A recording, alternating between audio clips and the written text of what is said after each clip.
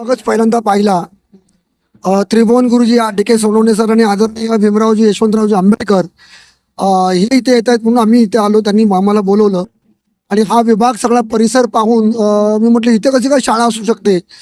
तर मी थोडंसं मला माहिती मिळाली की इथे ही शाळा जी आहे नॅशनल इंग्लिश स्कूल, हे स्कूल एका इमारतीमध्ये नाही आहे, तर ते अनेक इमारतींमध्ये म्हणजे प्रत्येक एका इमारतींमध्ये ती विभागलेलं आहे.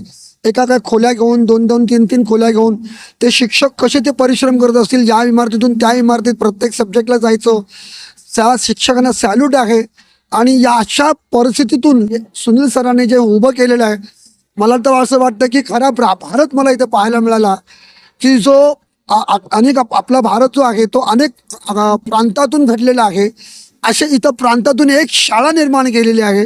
खरा भारत आज इथे आम्हाला पाहायला मिळाला. आणि या शाळेला, या विद्यार्थ्यांना, सुनील सरांना, त्यांच्या सर्व शिक्षकांना, त्यांचा स्टाफ आहे, अगदी म्हणजे तो शिपाई असेल, कोणी असतील, त्या शाळेतील सगळे जुळलेले विद्यार्थी, त्यांचे पालक, सर्वांना मी मंगलकामना देतो आणि ते थांबतो. आणि सगळ्यात महत्वाचं म्हणजे की आपले सुनील भोते सर आणि त्यांच्या मॅडम या आजच्या युगातल्या हे क्रांतीसूर्य ज्योतिबा फुले आणि सावित्रीमाई खऱ्या अर्थाने त्यांच्या रूपात आज आपण आपल्या नॅशनल हायस्कूल मध्ये पाहतोय. त्यामुळे अतिशय अभिमान आहे सरांच्या बद्दल. Thank you so much.